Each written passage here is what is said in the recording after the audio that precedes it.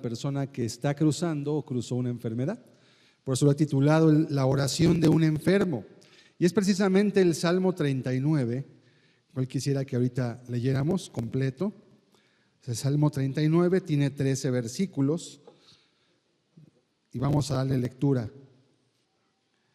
La palabra de Dios nos enseña que Él es bueno y que Él quiere siempre enseñarnos para que podamos vivir de la mejor manera.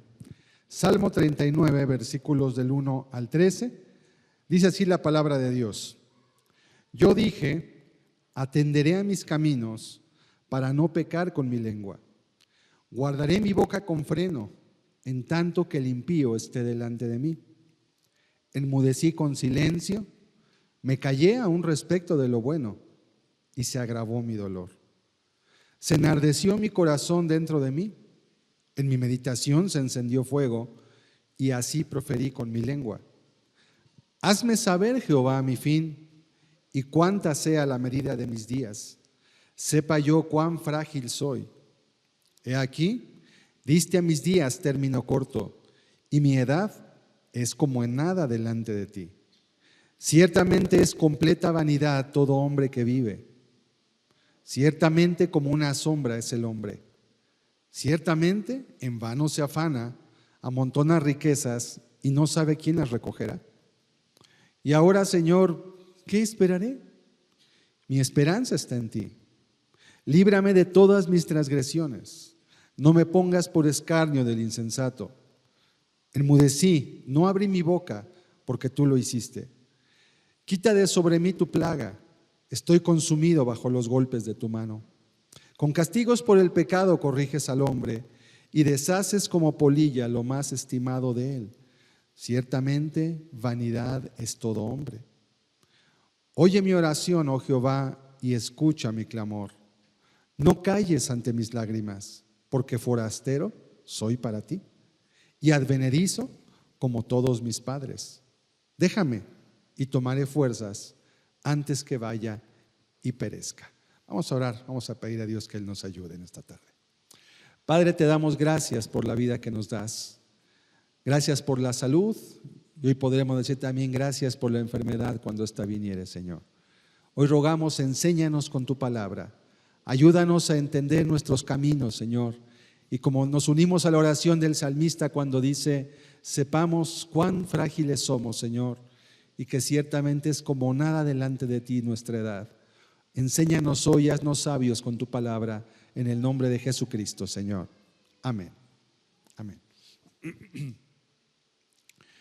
Esta oración parece estar dirigida por la forma en cómo lo dirige, y también varios estudiosos coinciden en que David estaba atravesando por un tiempo de enfermedad, un tiempo de aflicción, un tiempo de dolor. La enfermedad es algo que nadie queremos, pero es algo que todos tenemos y todos pasamos de una o de otra forma, en mayor o en menor medida. Y esto nos enseña varias cosas. La enfermedad nos muestra, en primer lugar, nos recuerda que somos frágiles, que nos estamos envejeciendo también, no importa la edad que tengamos. Los tanatólogos decimos que la muerte comienza el día que nacemos. Ese día comienza el principio, como cuando le das la vuelta al reloj de arena, ya empezó a correr el reloj y de ahí va para adelante. No hay vuelta para atrás.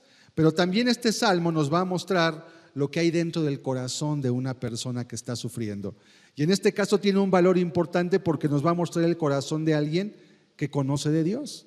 Y nos vamos a dar cuenta que el hecho de ser cristiano o de tener temor de Dios no quiere decir que somos inmunes o que vamos a ser diferentes que el resto de las personas. Dice la Biblia que un mismo suceso acontece al justo y al injusto, al que sacrifica y al que no sacrifica. Así que tanto si eres cristiano o no lo eres, ciertamente los momentos de debilidad van a llegar a tu vida, o quizás has atravesado por ellos. Y qué más decir, ¿verdad? La pandemia que apenas cruzamos hace unos años nos recordó a todos que realmente somos polvo, nos recordó a todos que la muerte está siempre cerca de nuestras vidas y que no podemos de ninguna forma estar librados al 100%. Porque realmente todo lo que tanto que se decía de las vacunas, tanto que se hablaba de los remedios, al final la palabra que persistía era, pues cuídese porque el que le toca, y como que pues si te va a tocar ni modo, y pues haz lo que puedas. Al final no había realmente solución, no había realmente una salida, todo era una incertidumbre. Y por eso este salmo le va a poner palabras al enfermo, le va a poner palabras, pero también nos va a ayudar a entender que a veces la enfermedad produce también dolor y también puede producir incluso una amargura en el corazón en cierta forma. Por eso es importante comprender cómo lo maneja David. En este salmo hay pensamientos de incredulidad, hay pensamientos de dolor y de enojo también, pero el silencio siempre suele hacer daño y por eso es importante hablar, expresarlo, pero de la forma correcta para no dañarnos. Vamos a volver a empezar a leerlo. Verso 1, dice el Salmo 39, yo dije, atenderé a mis caminos para no pecar con mi lengua. Guardaré mi boca con freno en tanto que el impío esté delante de mí. Esta persona en su condición está consciente de que está débil. Cuando nos enfermamos cambia nuestro ánimo. En primer lugar porque todo lo que habíamos planeado de repente se trunca. Si querías ir a trabajar, si querías ahorrar, a lo mejor esos ahorros que tenías los vas a tener que sacar. Si querías ir a algún lugar y tenías ya planeado, reservado, te habías apalabrado con alguien para ir, de repente ya no vas a ir porque te enfermaste, porque te pasó algo en tu vida.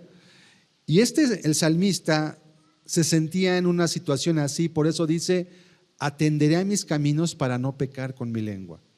Como diciendo, voy a guardarme mucho de que este enojo que traigo no lo vaya a expresar, no lo vaya a sacar. Porque dice que guardaré mi boca con freno en tanto que el impío esté delante de mí. Es como el temor de cuando tuviste un problema en casa, familiar, pero va a llegar una visita. A lo mejor estás molesto, enojado, pero pues no puede verte la visita enojado, ¿verdad? ¿Y qué haces? Ok, vamos a dejar esto para después, ahorita vamos a atender a quien viene. Vamos a guardar en un cajón esto. Y ese es el pensamiento que tenía el salmista. Tenemos que separar las cosas. Pero aparte nos dice una verdad muy importante. Dice, guardaré mi boca con freno. Y esta es una verdad que tenemos que ir más allá únicamente de cómo nos sentimos, porque este salmista hace uno de los votos más importantes que cualquier hombre pudiera hacer. ¿Quieres hacer un voto importante en tu vida? Sería bueno hacer un voto de cuidar lo que tus palabras van a decir. Porque la Escritura dice que de la abundancia del corazón siempre va a hablar la boca. Y como nos sentimos, no vamos a poder evitar expresarlo con gestos, con palabras y de muchas maneras los demás se van a dar cuenta cómo estamos por dentro. Por eso muchos dicen también que la boca es una ventana al alma, así como los ojos también. Y por más que se pretenda disimular, siempre la boca es un mundo que puede llevarnos a lugares que no quisiéramos. En Santiago 3:5, si lo leemos por favor, aparte ahí el salmo, vamos a estar estudiando este salmo con detenimiento. Este salmo tiene 3 partes. Es curioso que muchos de los salmos tienen 3 partes, siempre. Pareciera que es un común denominador. Dice, así también la lengua es un miembro pequeño, pero se jacta de grandes cosas. He aquí, cuán grande bosque enciende un pequeño fuego. El apóstol, conocedor de Dios e inspirado por el Espíritu, te da una verdad muy importante. Mira, tu boca puede ser como esa piedra que está girando cuando afila el afilador o cuando está trabajando el herrero con sus metales y de repente esas chispas, ¿verdad?, pueden provocar un incendio. Hace unas semanas precisamente una persona que conocemos y que es herrero estaba trabajando en un lugar y habían puesto cohetes cerca de él y estaba limando unos metales. Y una de las chispas llegó y encendió uno de los cohetes y por poco pasa una tragedia ahí. Así también es la boca. Puede todo estar bien y de repente si tú no pones freno, si no piensas lo que vas a decir antes de decirlo, o sea, nunca debes decir todo lo que piensas, pero siempre debes pensar todo lo que digas antes de que lo digas, no después y decir, dije que dije. No, si dices eso en tu vida, seguramente ya cometiste una torpeza. Es muy importante que siempre, como dice el texto, comprendas que la lengua, aunque es un miembro pequeño, dice la Escritura que puede encender una pequeña chispa puede encender un grande bosque. ¿Cuán grande bosque enciende un pequeño fuego? Por eso el salmista dice, voy a guardar mi lengua con freno. No voy a permitir que mis emociones salgan a través de mi boca. Y una parte del fruto del Espíritu Santo en la vida de un creyente precisamente es el dominio propio. Y el dominio propio tiene que ver con limitar mis palabras a aquellas que yo sé que necesito decir y no a las que quiero decir. Porque a veces somos dados a decir lo que queremos y vemos nuestra boca como una forma de desahogarnos, pero eso no es correcto, porque muchas veces las personas no tienen la culpa de lo que nosotros vivimos y a veces los hacemos responsables o les hacemos compartir nuestra aflicción cuando no cuidamos y no pensamos lo que vamos a hablar y a decir. Por eso te recuerda el apóstol, puedes encender un grande bosque si tú no cuidas tu lengua. Puedes encender tu familia, puedes encender tu casa, puedes encender una iglesia, puedes encender casi cualquier lugar si tú no cuidas y piensas y meditas lo que vas a decir antes de que lo digas. Pensando, ¿a quién le voy a decir esto? ¿Con qué objetivo? ¿Le va a bendecir o le va a afectar? ¿Me va a ayudar a mí y estoy pensando solo en mí y nada más estoy viendo a los demás como una manera de yo quizás sacar toda la angustia que tengo? Debemos de pensar bien. Vamos a volver al Salmo 39, versículo 1 otra vez. Dice, guardaré mi boca con freno, en la segunda parte, en tanto que el impío esté delante de mí. ¿Por qué los cristianos debemos ser sabios para expresar cómo nos sentimos? Sobre todo cuando estamos delante de una persona no creyente. Porque muchas veces la persona que no cree en Dios va a utilizar la queja que un cristiano dé como una justificante para su vida. Va a decir, ya ves, si tú que conoces a Dios tienes eso, te sientes así, pues imagínate yo que no lo conozco.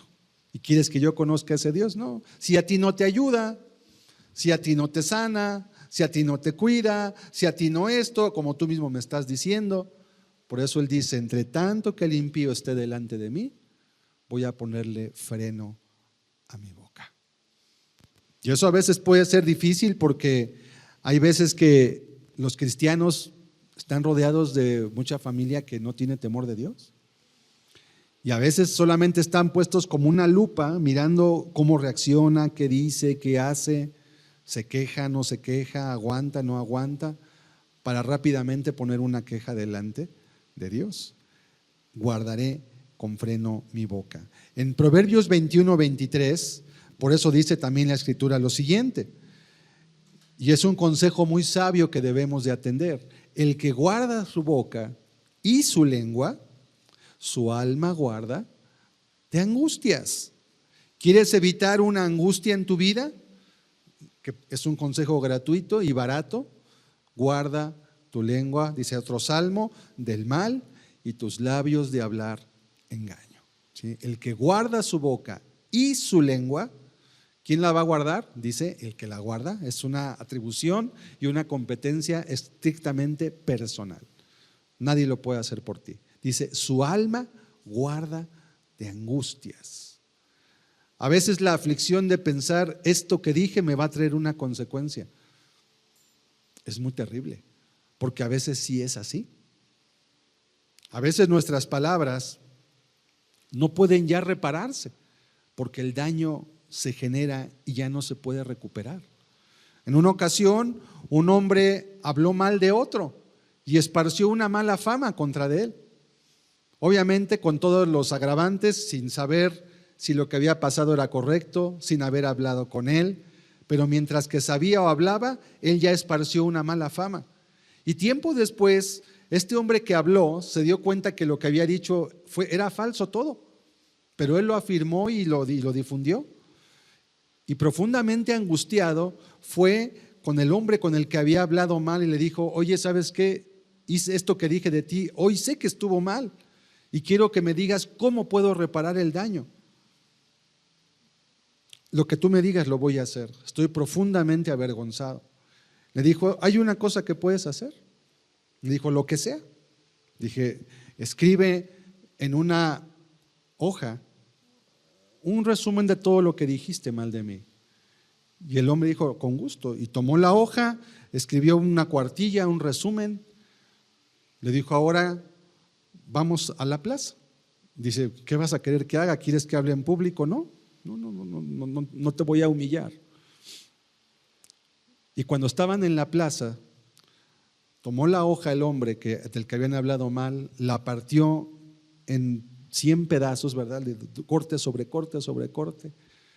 Después le digo: aquí está lo que dijiste de mí. Lo aventó al aire. Esperó unos minutos. Obviamente las hojas se dispersaron por toda la plaza, se fueron. Le dijo: ¿y ahora? Dice: ahora tienes que traerme todas las piezas y volver a armar la hoja igual como estaba. Dice: es imposible. Dice: exactamente. Es imposible que repares el daño que ya generaste.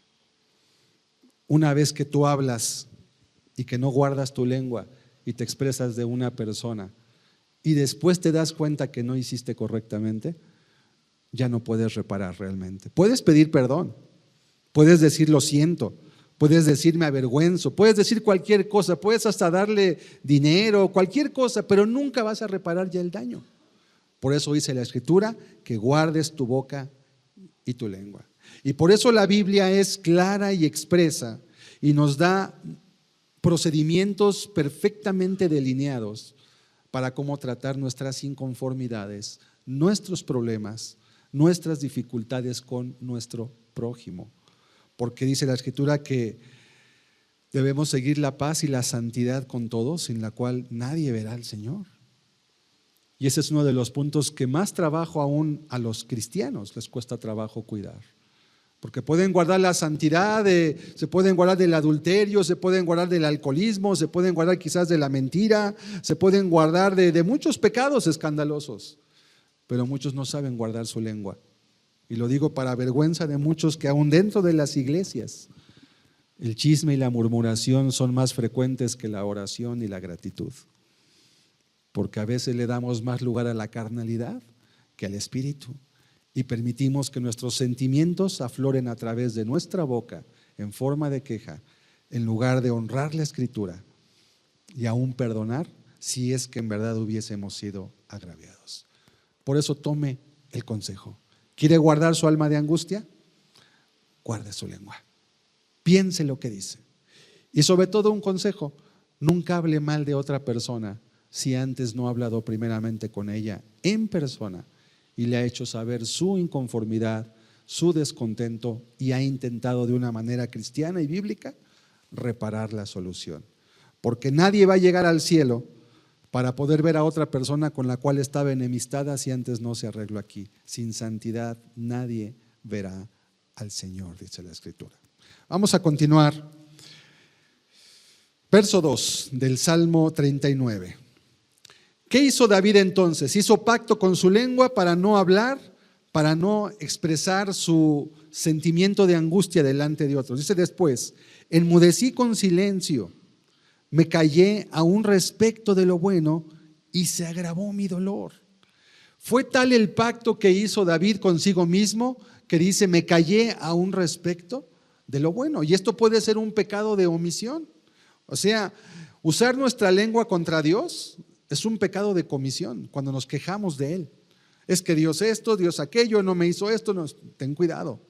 Recuerda que tus pensamientos están aquí, los de Dios están muy altos y Él tiene por delante el conocimiento anticipado de todo lo que va a ocurrir y tú no sabes lo que viene después. Pero también no usar nuestra lengua a favor de Dios para glorificarlo, para exaltarlo, para alabarlo, es un pecado de omisión. Porque si aún las aves lo alaban, cuánto más nosotros, creados a su imagen y semejanza, debemos honrarlo y bendecirlo. El salmista enmudeció respecto aún de lo bueno. Es decir, a veces cuando estamos en la enfermedad, cuando estamos en la aflicción, decidimos solamente pensar en lo que nos está pasando y nos olvidamos de todo lo bueno que Dios ya ha hecho con nosotros. Cierto, ahorita estás enfermo, pero ¿cuántos días no has estado enfermo? Sí, sí es cierto, ahorita no tienes trabajo, pero casi toda tu vida has podido trabajar. Qué bueno. Un hombre, un pastor de hecho era, que un día le robaron, le quitaron la cartera y dijo: doy gracias a Dios en primer lugar porque es la primera vez que me roban. Nunca me habían robado en estos 40 y tantos años de vida y hoy me robaron. Bueno, Dios me ha guardado 40 años. Gracias Dios. En segundo lugar, agradezco porque me la quitaron, pero no me quitaron mi patrimonio, se puede recuperar. En tercer lugar, agradezco a Dios porque no me hicieron daño, aunque se llevaron lo que tenía. Y en cuarto lugar, agradezco a Dios porque me robaron a mí y no fui yo el que tuve que robar a otro. Y esa es una forma positiva de ver que aún en la tragedia Dios también prueba nuestro carácter. O como decía Job, ¿recibiremos acaso solamente el bien de parte de Jehová y el mal no lo podremos recibir, aun si Él decidiese que recibiésemos el mal? ¿O solamente hicimos pacto con Dios con nuestra condición de que nos bendiga y nos cuide siempre? ¿O que Dios no es nuestro dueño para poder hacer con nuestra vida lo que Él quiera, si es que realmente es lo que Dios está haciendo? Porque a veces ni es Dios, a veces nos enfermamos por nuestra propia negligencia. A veces nos enfermamos por lo que comemos, porque no nos cuidamos, comimos algo malo, etcétera, nos contagiaron. Y no es que Dios no te guardase, es que hay un rumbo natural también de las cosas. Entonces, callar, cuando callas lo bueno, como dice el texto, se agravó mi dolor. Es muy importante siempre poder hablar, pero hablar con la persona indicada de la forma indicada. Por eso dice el salmista: en mi silencio se agravó mi dolor. Verso 3 dice: se enardeció mi corazón dentro de mí, en mi meditación se encendió fuego y así proferí con mi lengua. Ahorita vamos a leer qué fue lo que dijo. Vamos a leer primero Proverbios 14:23 para ver cómo cuando tú eliges pensar tus palabras, meditar es muy importante siempre. Dice este texto: en toda labor hay fruto, mas las vanas palabras de los labios empobrecen. En toda labor hay fruto, es un proverbio antitético. Toda labor realizada de la manera correcta trae un fruto, pero las vanas palabras, dice, empobrecen. Y esto nos da otro consejo. Quizás tú no eres de las personas que les gusta mucho hablar, porque hay personas que suelen ser muy calladas, sobre todo los varones. Las mujeres suelen ser más de hablar y los varones solemos ser más de escuchar. No todos, porque también escuchar requiere poner atención. No permitas que tus oídos sean el basurero de nadie. No permitas que tus oídos se vuelvan el depósito de la basura que otra persona trae cargando de su dolor, su aflicción, su amargura, su rencor, su angustia. Y eso tú lo tienes que decidir. A veces no puedes evitarlo porque tú no sabes con qué intención viene la persona que está delante de ti. Pero cuando tú empiezas a escuchar la plática y te vas a dar cuenta que ya sabes por dónde va. Y a veces tú ya sabes, cuando conoces a las personas, fulano trae un pleito con sultano, ella no se habla bien con esta, y cuando te va a hablar de ella no te va a hablar de que es muy buena persona. Usualmente te va a decir algo no bueno. Entonces tienes que anticiparte, porque las vanas palabras de los labios te empobrecen. Hay personas que a veces, solamente por escuchar el mal dicho de otra persona, le quitan su amistad a esa persona. Ni siquiera sabe si lo que le contaron es cierto, ni siquiera sabe si lo que le contaron realmente pasó así. No le ha preguntado, pero por creerle al dicho de esa otra persona, ya perdió una valiosa amistad. Ya te empobreciste porque perdiste una amistad de alguien que quizá después te iba a hacer falta, o tal vez era una persona muy valiosa, pero tú no te diste la oportunidad de conocerla. ¿Por qué? Porque te empobrecieron los labios de alguien más. Por eso Dios también te aconseja, no solamente no hables mucho, también ten cuidado cómo escuchan. Jesús lo dijo en una ocasión a los fariseos. Les dijo, mirad cómo oís, porque con la medida con que medís, seréis medidos. Y es que cuando escuchamos hablar de alguien, sobre todo cuando escuchamos hablar algo malo, inevitablemente vamos a emitir un juicio en nuestra mente y en nuestro corazón. No lo podemos evitar. Y cuando una persona te cuenta las cosas desde su perspectiva, hay un texto que dice, justo parece el primero que aboga por su causa, pero viene su adversario y lo descubre. Y cuando tú empiezas a escuchar el mal decir, por eso se llama maldiciente, es un pecado, se llama la maledicencia. Cuando escuchas el mal decir del carácter de otra persona, tú vas a empezar a juzgar a esa persona. No, entonces esta persona está mal. No, sí es cierto, mira, o no, si esto que dijo, no, sí tiene razón, está mal. ¿Cuál es el problema? Que cuando tú escuchas a una persona, hay otra versión de las cosas. Hay otra versión de lo que ocurrió y a veces no conoces tú la intención de la persona que te lo está diciendo. ¿Para qué me dices tú esto a mí? Hay personas que cuando saben que no tienen la razón en su juicio, lo que buscan es ganar partidarios. Entonces empiezan a contarle a todo mundo que pueden su causa para que todos sepan que él o ella están bien, porque saben que no están bien. Entonces saben que la forma de poder ganar ese juicio es juntando gente a su favor para que diga, todos estos saben que yo estoy bien, porque yo ya les conté mi versión del asunto. ¿Cuándo hacía Jesús eso en su vida? Nunca, porque él hablaba la verdad. Él decía, el que quiera conocer a Dios sabe si lo que yo hablo es de Dios o no lo es. No hablaba mal de los fariseos porque él tuviera algo en contra de los fariseos. Hablaba mal en contra del sistema religioso en sí, de cómo los llevaba lejos de Dios también. Las palabras vanas de los labios empobrecen. Cuida mucho tus oídos. Jesús dijo, de toda cosa guardada, guarda tu corazón, porque de él mana la vida. ¿Y sabes qué es algo que sí contamina al hombre? Tanto era así que Jesús dijo, comer con las manos sin lavar no contamina al hombre, y no hablaba de no contaminar tu cuerpo, te puede dar una infección, claro. Él hablaba de que no contamina tu alma, tu espíritu. Pero cuando tú escuchas las palabras negativas de otra persona, eso sí contamina tu corazón. ¿Y qué te dice Dios? Mira, mejor guárdate.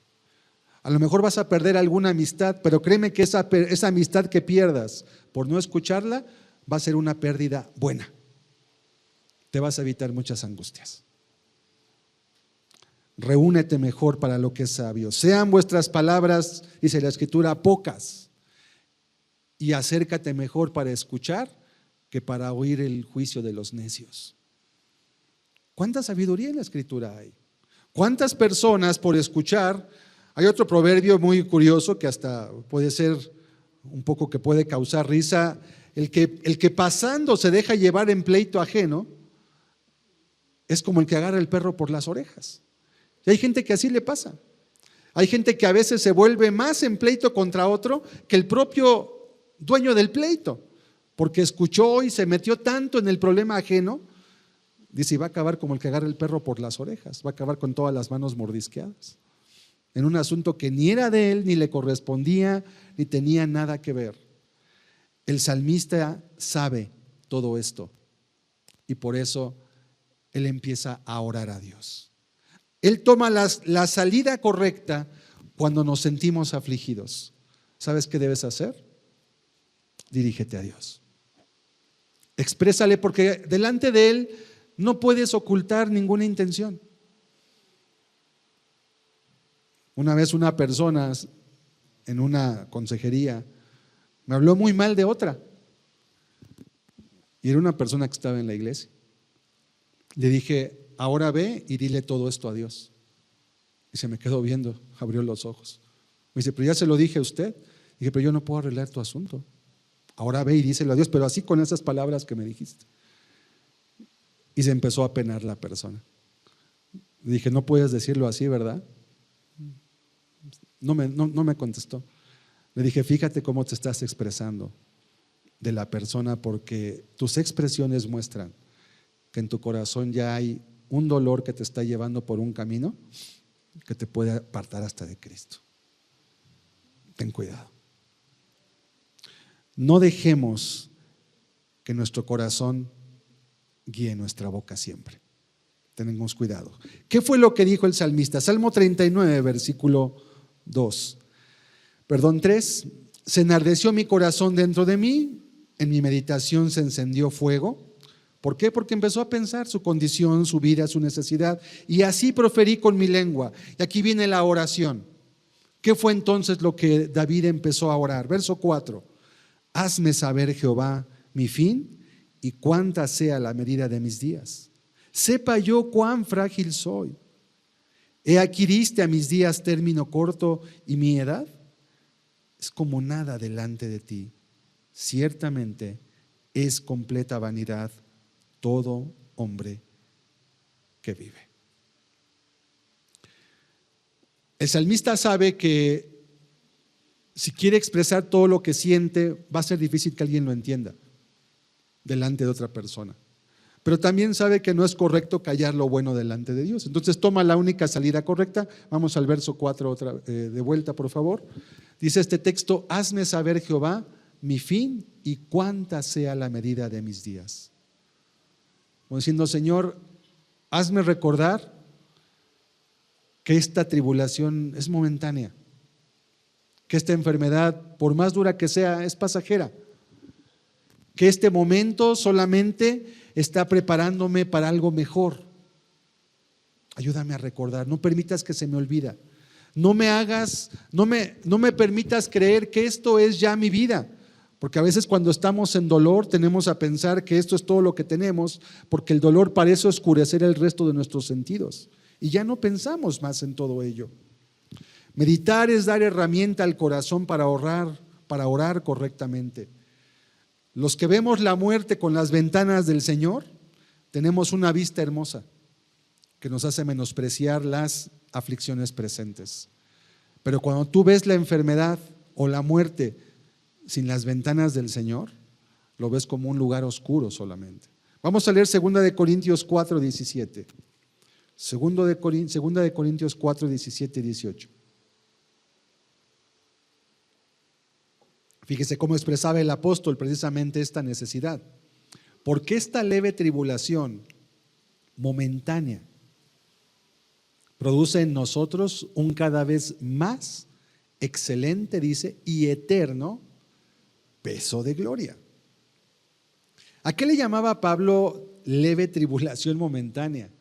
Bueno, a los naufragios, a los apedreamientos públicos, a las cárceles, a toda la presión que le ponían en su pueblo.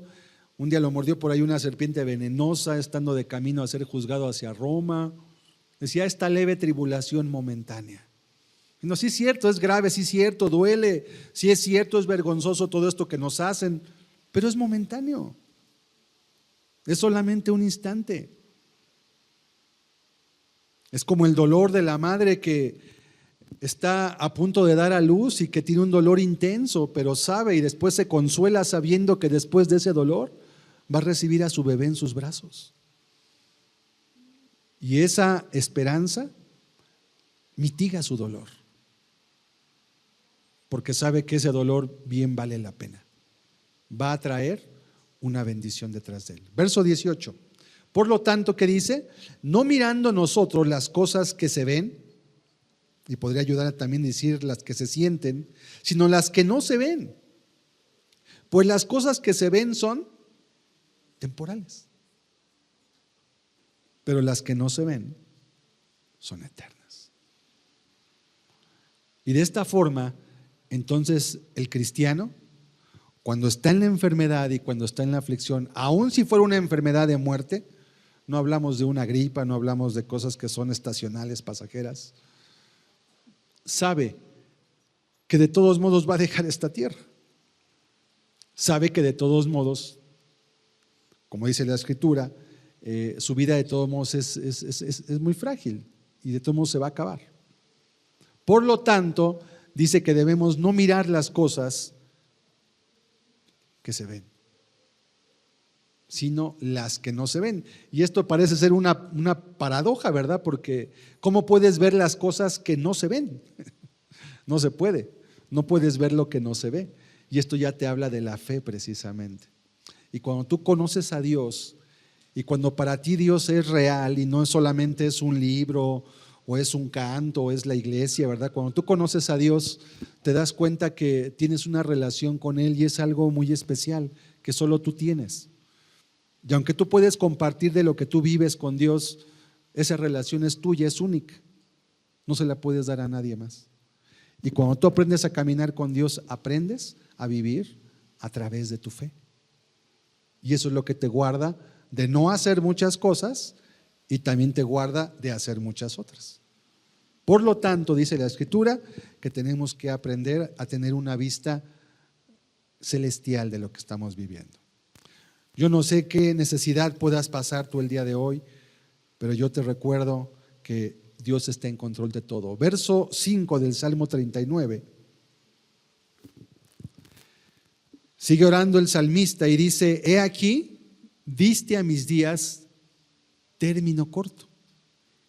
Y mi edad, no importa qué edad tengas, tienes 20, 40, 60 o 80, eso es lo de menos. Mi edad, dice, es como nada delante de ti. Ciertamente, dice, es completa vanidad.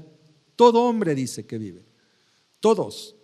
Es completa vanidad. ¿A qué se refiere esta declaración y por qué está orando David de esta forma? Está ubicando su propia condición. Se está dando cuenta y está recordando que realmente en el reloj de Dios todo esto es un segundo. No es algo trascendente realmente para nosotros, para Él. Y por tanto, el salmista le está pidiendo a Dios: hazme saber, Jehová, mi fin. ¿Cuál es el fin del cristiano? El fin del cristiano, como ahorita cantábamos hace un rato, solo Dios hace al hombre feliz, y esto lo puedo yo decir realmente. He conocido gente pobre, he conocido gente rica y millonaria, y te puedo decir que solamente los que tienen a Dios realmente son felices. Y esa felicidad nunca depende ni de la condición física ni de la condición económica de la persona.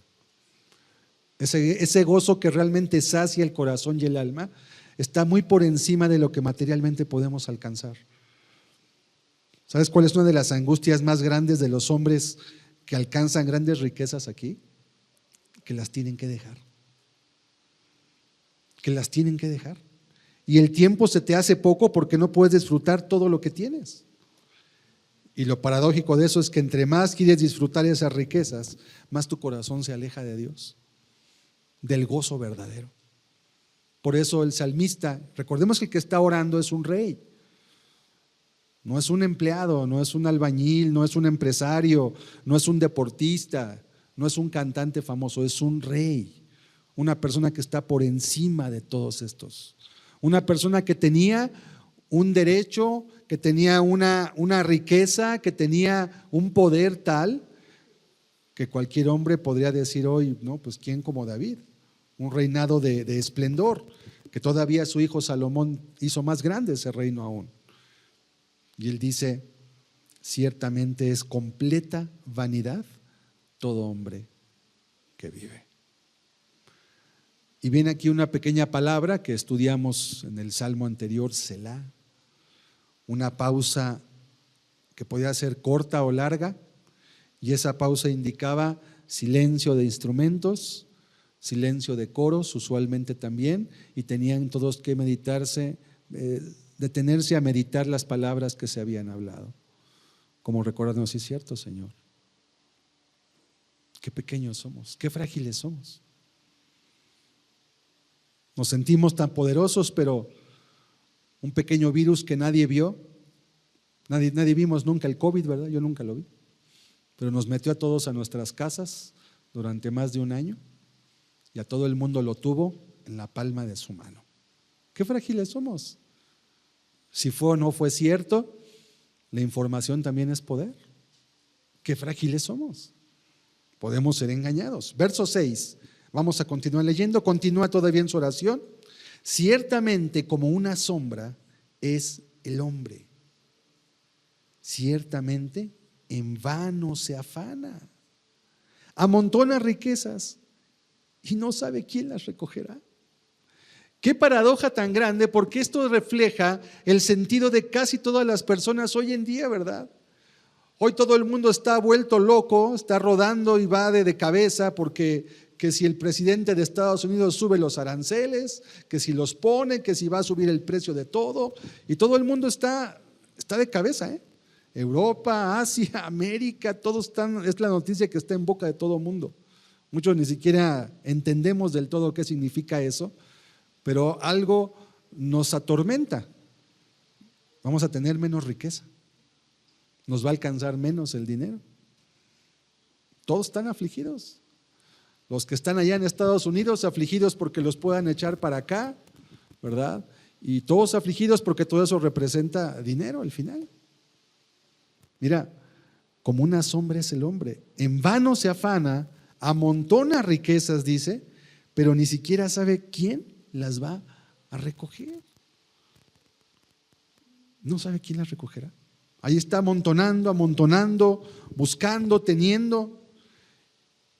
Lee el texto y luego piensa en el sonido del tianguis, los mercados, la bolsa de valores, las calles de la ciudad, el vaivén económico. Todo solamente es un ruido en el silencio que realmente debiera existir.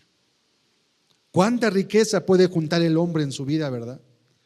Decía un pastor, el que mira a un buey pastando en un hermoso pastizal, llega a la conclusión de que lo están alimentando para matarlo después. Y ciertamente así es, ¿verdad? ¿De qué sirve tanto juntar, tener, amasar, comprar aquí, comprar allá, tener aquí, tener allá? Y de tanta riqueza el hombre después ya hasta se enferma, porque para no perder lo que tiene está afanado, ni duerme, está preocupado, está angustiado, está afligido. En vano se afana. Dejó perder su vida, su familia, lo que realmente podía hacerlo feliz, ¿verdad? Que era gratis además. No lo usó, no lo utilizó. Por eso David está orando: Señor, hazme saber mi fin, para que pueda aprovechar con sabiduría lo que tengo ahorita. Tienes una familia, tienes un matrimonio, aprovéchalo, disfrútalos. Tienes una casita grande, mediana, pequeña, agradece a Dios y disfrútala. Tienes un transporte bueno, barato, bonito, feo, viejo, antiguo, disfrútalo, aprovéchalo, agradece a Dios que lo tienes. Tienes un trabajo, agradece a Dios que tienes trabajo, mucha gente no lo tiene. Puedes estudiar, ponte a pensar cada cosa que tienes. Y a veces por estar anhelando las cosas que tenemos como planes de adquirir, perdemos de vista lo que tenemos detrás y no lo aprovechamos. Y se echa a perder. Y se quedan las cosas sin usar, nuevas a veces, porque el anhelo es comprar, adquirir, amontonar, tener, decir tengo esto, tengo aquello. ¿Y para qué lo quieres? No lo vas a usar. Tengo 5 casas, no puedes vivir en todas, solo puedes dormir en una al mismo tiempo. Es como una sombra y se afana, dice, en vano. Por eso el Señor Jesucristo decía: por nada estéis afanosos. Y una de las cosas que más nos afanan como seres humanos es poder suplir nuestra necesidad económica. Realmente es la razón por la cual casi todos trabajan. Si todos tuvieran el dinero para vivir, pues yo creo que nadie trabajaría, ¿verdad? Pero el trabajo es necesario porque se requiere un ingreso para poder sostener los gastos de casa. En 1 Timoteo 6:7, el propio apóstol Pablo, también el mismo que hablaba de mirar las cosas eternas, las cosas que no vemos, dice: porque nada hemos traído a este mundo y sin duda nada podremos sacar. Sí. Esta era parte de la oración del salmista: ayúdame a entender, Señor, mi posición. Ok, David, llegaste sin nada. ¿Sabes cómo te vas a ir? Igual, sin nada. Ni con lo que traes puesto te vas a llevar. Nada hemos traído a este mundo y sin duda, no hay forma, no hay manera, nada podremos sacar. Ante esa perspectiva, la pregunta que nos queda: ¿para qué entonces nos afligimos tanto? Sí hay que preocuparse, sí hay que trabajar, sí hay que ahorrar, sí hay que prevenir, nada de eso es incorrecto. El problema es cuando estas cosas, el problema es cuando estos pensamientos te hacen poner a Dios en segundo lugar en tu vida. No hay ningún problema con trabajar. También Dios dice en la Escritura que el que no trabaja, que no coma.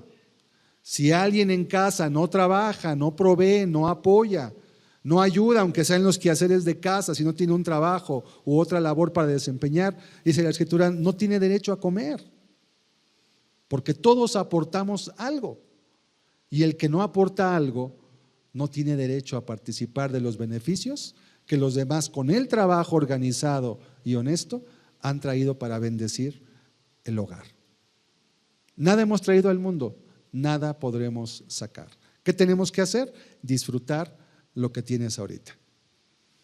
Y el salmista por eso dice: aún este momento de enfermedad que tengo, Señor, pues quizás es algo que tú me quieres también hablar, decir.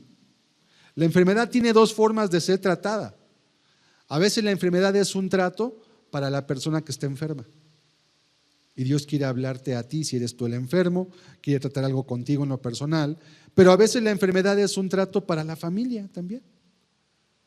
Porque a veces la enfermedad afecta tanto a la persona que está enferma como a la persona que está cuidando o apoyando a quien cayó en enfermedad. Y a veces el trato es mutuo, es para las dos partes. ¿Cómo discernirlo?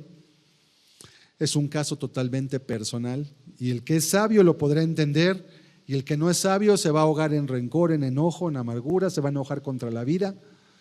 Y está comprobado por la ciencia médica que las personas que pasan su enfermedad enojados o amargados tardan más en sanarse y a veces nunca sanan.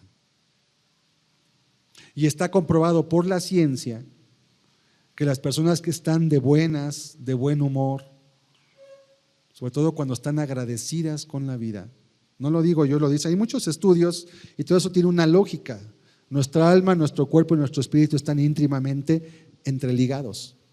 Y el buen ánimo, dice la Escritura que el buen ánimo da vida, pero que el espíritu triste seca los huesos. Una persona que está contenta, que está feliz y que está enferma, sana más rápido que una persona que en la misma condición está amargada, está enojada. Nuestro cuerpo produce algunas hormonas que ayudan o afectan nuestra propia recuperación. Así que sí afecta mucho. Por eso dice la Escritura: bendice alma mía a Jehová y bendiga todo mi ser su santo nombre. ¿Cuándo? Siempre. En las buenas y en las no buenas también. Él es el que saca del hoyo tu vida, el que te renueva, el que te corona de favores y misericordias. Cuando tú tienes una relación con Dios y estás en una enfermedad, sigue doliendo, sigue siendo molesto, pero tu perspectiva es diferente. Tu perspectiva de vida es totalmente distinta a cuando tú no tienes a Dios en tu vida. Es diametralmente opuesta. Vamos a volver al Salmo 39. Verso 7, vamos a continuar leyendo el Salmo. Dice: y ahora, Señor, ¿qué esperaré? Mi esperanza está en ti. ¿Será que los médicos son la esperanza? ¿Será que las medicinas son la solución de la vida de los seres humanos? ¿Qué voy a esperar, Señor? ¿A quién voy a esperar? ¿Qué voy a esperar de esto? ¿Saldré vivo? ¿Será que me voy a quedar aquí? En vano se afana. Leía un comentario de una literatura inglesa muy antigua y decía que en un lugar anónimo había una inscripción que decía lo siguiente: si te dijeran que tienes un mes de vida, llorarías. ¿Te imaginas que te dijeran te queda un mes de vida? Pero luego sigue en la inscripción y continúa: pero no sabes que quizás hoy es tu último día, y ríes como si no fuera a suceder nada. Es decir, que Dios a veces es la forma que usa para hablarnos. A veces la enfermedad prepara a las personas para la muerte. ¿En qué sentido? En que arreglen su vida delante de Dios.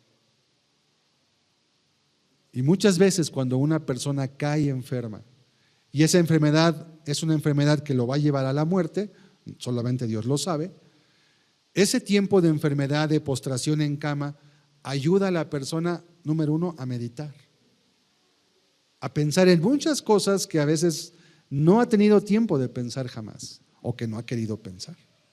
Y entonces ese tiempo de meditación le ayuda a prepararse para lo que está por venir.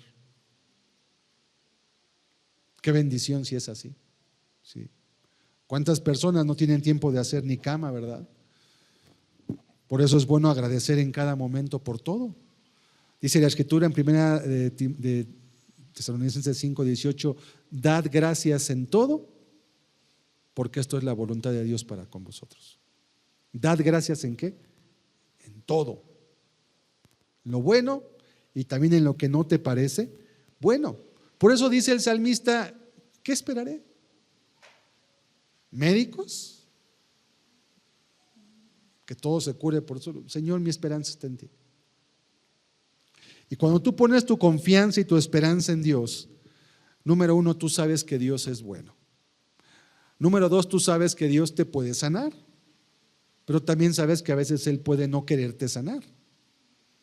El hecho que Dios pueda hacer algo no significa que Él siempre va a hacer ese algo, porque los planes de Dios exceden nuestra capacidad de conocimiento y no podemos ver lo que hay. Si nosotros nos hubieran preguntado en la historia de José, el hijo de Jacob, ¿quieren que José sea vendido por sus hermanos como esclavo a Egipto? Todos diríamos: no, no queremos, que se quede con sus papás y sea feliz.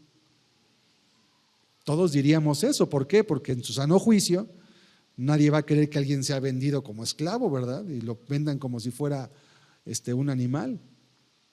Nadie. ¿Por qué Dios permitió? Porque había un plan por delante. Ahora, no quiere decir, cuando Dios decimos que Dios permite, no quiere decir que Dios causa. Y esa es una palabra que muchas veces tenemos que comprender cuando hablamos de por qué, cuando decimos ¿por qué Dios permitió esto? El hecho que Dios permita algo no quiere decir que Dios provoca ese algo.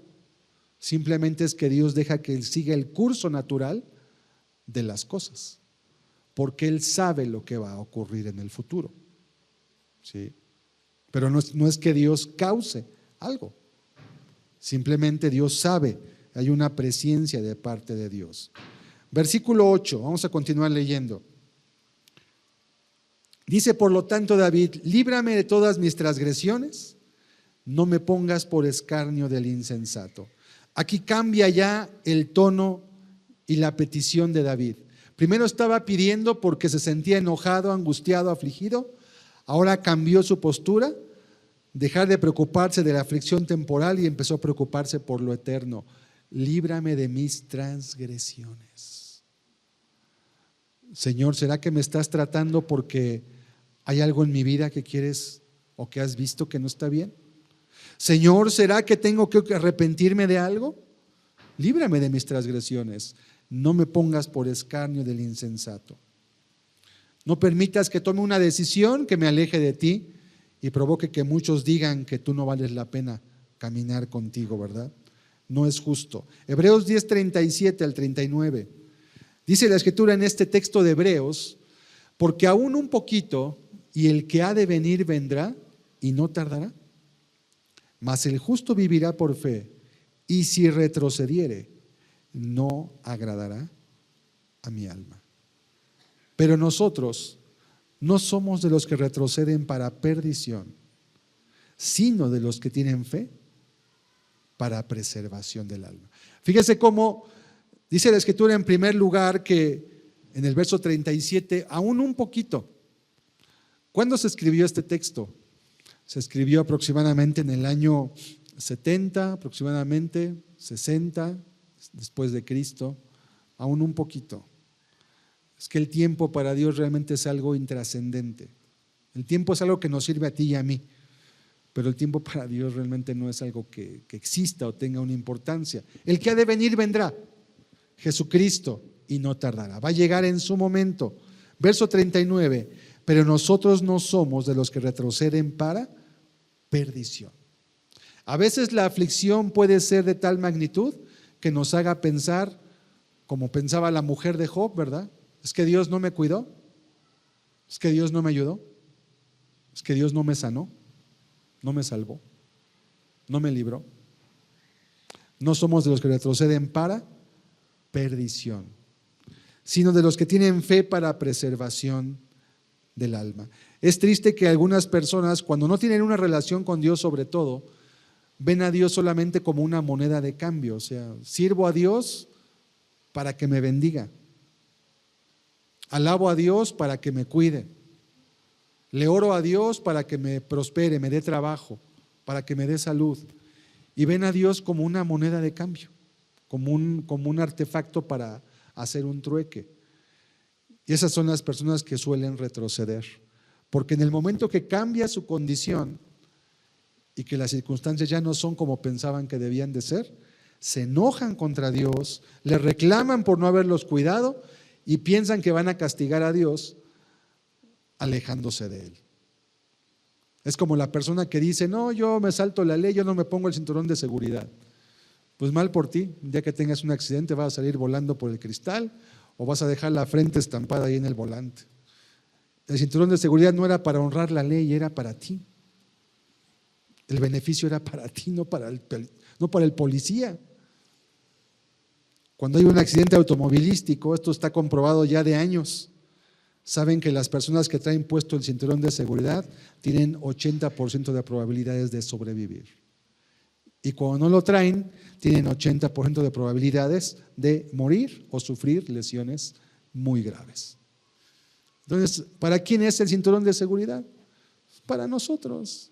¿A Dios en qué le beneficia que tú o yo lo honremos o lo alabemos? ¿Necesitará Dios nuestra alabanza? ¿Será que se va a mortificar si tú o yo no lo alabamos o no buscamos su palabra? El que lo necesita hacer es tú, el que lo necesita soy yo. Por eso retroceder siempre es un síntoma de perdición y también es un reflejo de que la persona realmente perdió de vista quién era Dios. Hay personas que hasta por tener un problema se alejan de Dios, no solo de la iglesia, se alejan hasta de Dios. Tienen un problema personal o económico o relacional y se alejan de Dios. ¿Y Dios qué les hizo? Dios no les hizo nada. Eso está demostrando que esa persona estaba desde antes ya reprobada delante de Dios. Pero la dificultad es la que sacó a colación, fue la gota que derramó el vaso. Fue lo que hizo manifiesto que esa persona no estaba caminando realmente en Cristo. ¿Sí? Estaba de manera distinta. Vamos versículo 9 al 11, la última parte del Salmo. Dice el versículo 9: enmudecí, no abrí mi boca, porque tú lo hiciste. Es una declaración donde David dice: Señor, ya entendí, no voy a abrir mi boca. ¿Por qué? Porque tú me has hecho entender mi fin, mi necesidad de ti, porque me has hecho comprender, Señor, que tú estás aquí, aunque yo no te pueda ver en este momento, porque me has hecho entender que desnudo salí del vientre de mi madre y desnudo voy a volver, y que esto solamente es una leve tribulación momentánea. Es como una declaración de victoria. No abrí mi boca, enmudecí, pero ya no en un sentimiento de no hablo porque estoy enojado, porque puede haber varios tipos de silencio, Hay un silencio diplomático, por ejemplo, las naciones no se hablan hasta que compongan una situación de mercado, como ahorita, ¿no? Lo que está pasando en el mundo. Hay un silencio que es de molestia. No te hablo, pero no te hablo porque estoy enojado. Hay un silencio de tregua, donde después de una acalorada discusión, ambas partes callan, porque saben que no es productivo seguir hablando más. Y hay un silencio santo, que es como el que Jesús tuvo en la cruz, cuando Él, dice la Biblia, enmudeció delante de sus verdugos. No porque no se pudiera defender, sino porque ese silencio era requerido para cumplir la voluntad de Dios. Así, es mejor llevar nuestra aflicción delante de Dios y no delante de los hombres. Seamos sabios. Verso 10. Ahora entonces dice David: quita de sobre mí tu plaga, estoy consumido bajo los golpes de tu mano. Verso 10. Con castigos por el pecado corriges al hombre y deshaces como polilla lo más estimado de él. Y repite la frase que habíamos visto en el versículo 5: ciertamente vanidad es todo hombre. Ya entendiendo David su postura, dice: Señor, quita de sobre mí tu plaga. Es una petición.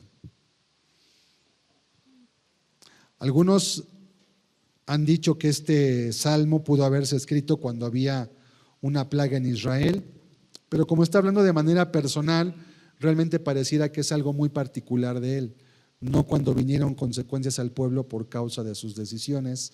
Parece que es algo personal. Quita de sobre mí tu plaga, estoy consumido. Y el verso 11 dice: con castigos por el pecado corriges al hombre. A veces la enfermedad sí puede ser una forma de corregir cosas incorrectas en nuestra vida. Puede ser una forma de recordarte: mira, de nada te va a servir si sigues haciendo lo malo, nada te va a aprovechar lo que estás viviendo. Ten cuidado cómo te estás conduciendo. Deja ese camino, apártate de él, no continúes por esa senda. Corriges al hombre y dice: y deshaces como polilla lo más estimado de él. Y así podemos ver cómo personas que tanto anhelaban algo y ese algo es la causa de su perdición, como Dios diciéndote: mira, no pongas tu confianza en nada, solo yo puedo darte la felicidad que tú necesitas. Solo en mí vas a encontrar la paz que tanto anhelas.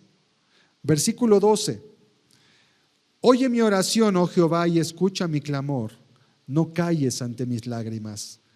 Aquí vemos que ya el salmista, por último, llega a la parte del clamor y del llanto, como que se quebró. ¿Pero en qué se quebró? En su meditación. Por eso es importante meditar. Por eso es importante dejar todo al lado y antes de orar, pensar qué voy a pedir, por qué, y no solamente orar como una máquina en automático, decir palabras y a ver qué digo, piensa qué vas a decir. La meditación es como el combustible de la oración. Tienes que pensar, tienes que meditar. Y aquí vemos que esta meditación que tuvo David lo llevó: no calles ante mis lágrimas, porque forastero soy para ti y advenedizo como todos mis padres. Mira, aunque soy el rey de esta nación, de nada me sirve, estoy enfermo. Nadie puede hacer nada por mí, solo en ti está mi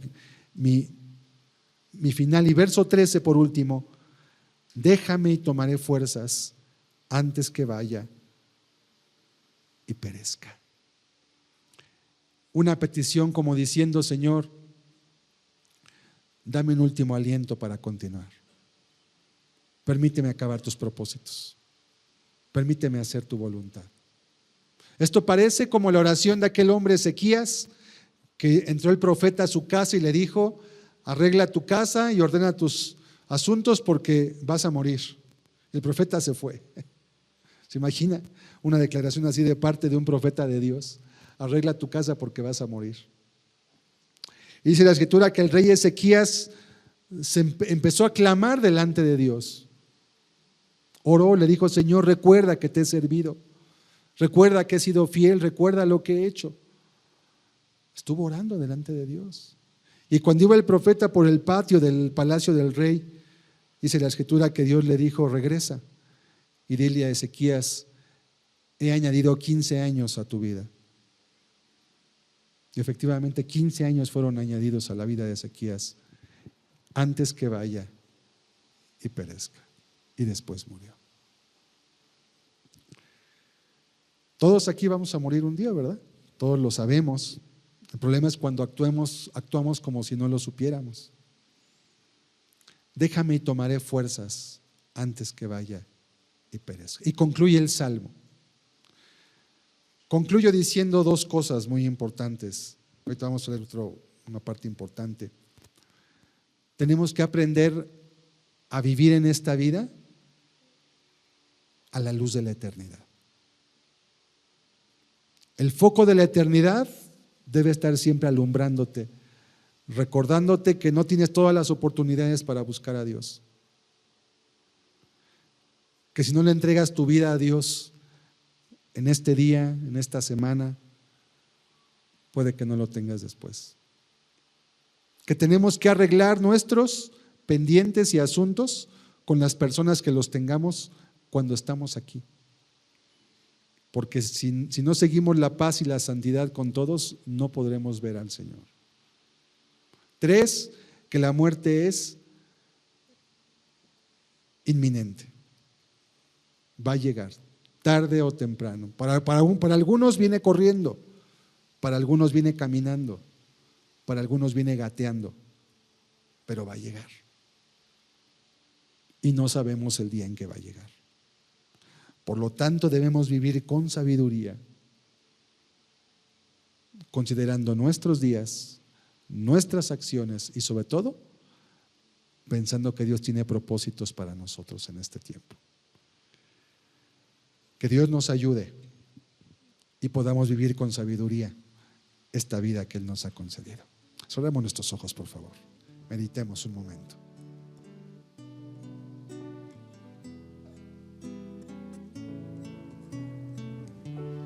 Que pueda ser la oración, la expresión de nuestra necesidad. Escucha, oh Jehová, mis palabras, considera mi gemir. A la voz de mi clamor atiende, mi Dios y mi Rey, porque a ti oraré. Oh Jehová, de mañana oirás mi voz.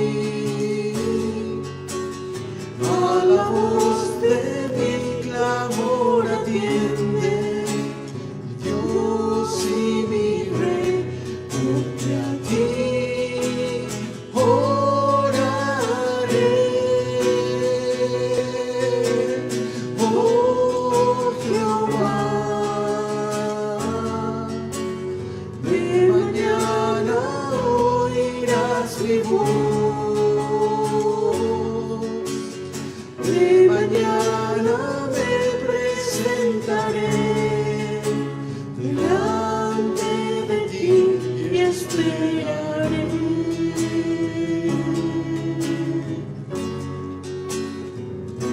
Y esperaré.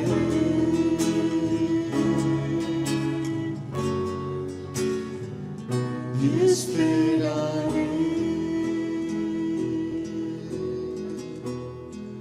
Así es, Señor. Escucha, oh Jehová, nuestras palabras. Considera nuestro gemir. A la voz de nuestro clamor atiende. Nuestro Dios y nuestro Rey, porque a ti esperaremos.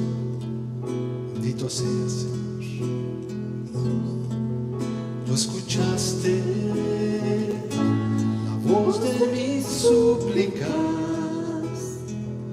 cuando más necesitaba de ti. Tus oídos estaban abiertos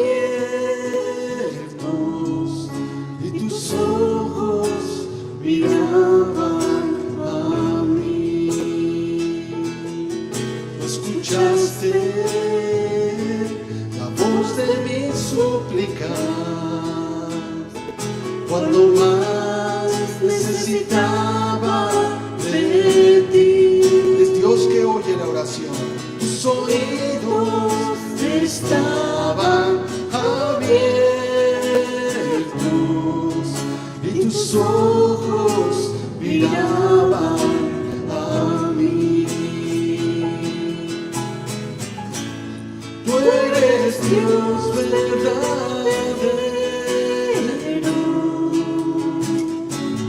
eres fiel y veraz,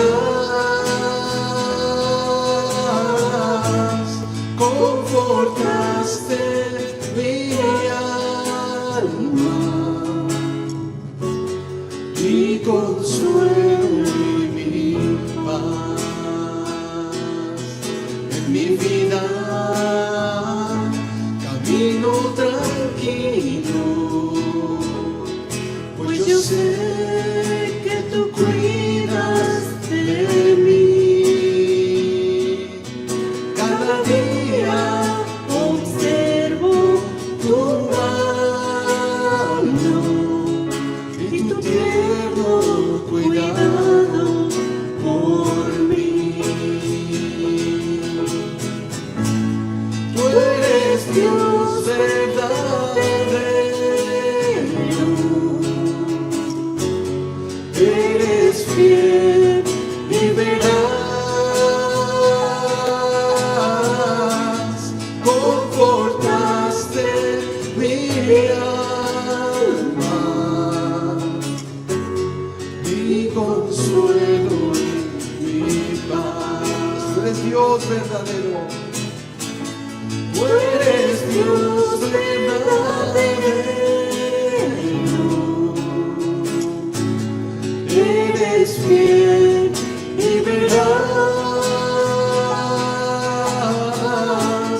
confortaste mi alma,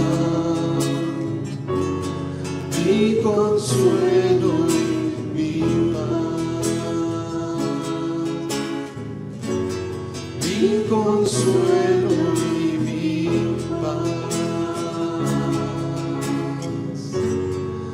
mi consuelo y mi paz.